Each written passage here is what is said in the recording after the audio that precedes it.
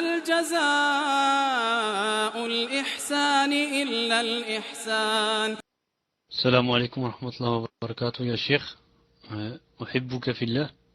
Est-il autorisé de se faire examiner et de se faire palper les parties intimes par un médecin, un kafir, en sachant qu'il met des gants?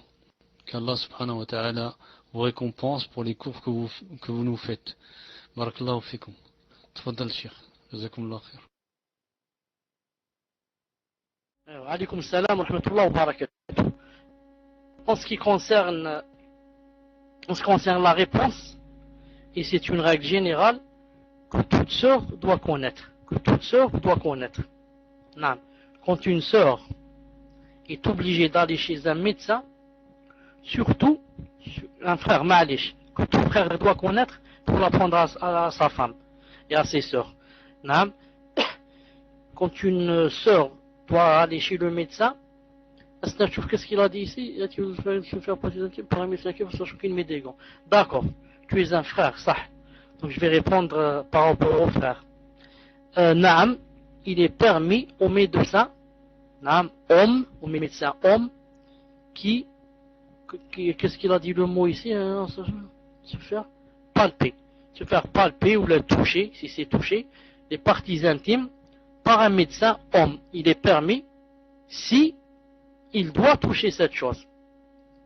Si je ne suis pas malade de cette chose, donc dans ce cas, il ne lui est pas permis de toucher cette chose. Mais si c'est cette chose qui est malade et qu'il doit toucher cette chose ou regarder cette chose, il est permis qu'il la touche, à condition que si je suis un homme, il doit être un homme. Maintenant, si je suis un homme, lui, il doit être un homme.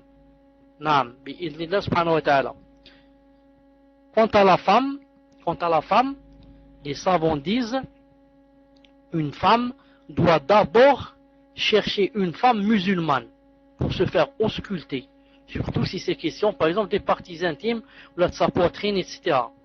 S'il n'y a pas la femme musulmane, elle doit chercher une femme mécréante. S'il n'y a pas de femme mécréante, elle doit chercher un homme musulman. S'il n'y a pas d'homme musulman, elle passe enfin à qui?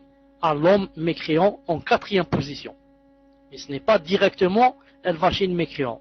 Mais elle doit passer par des étapes, je répète les étapes, une femme musulmane. S'il n'y a pas de femme musulmane, une femme mécréante. S'il n'y a pas de femme mécréante, un homme musulman. S'il n'y a pas un homme musulman, enfin, un homme kafir. Wallahu subhanahu wa ta'ala a'lam. Tfaddal.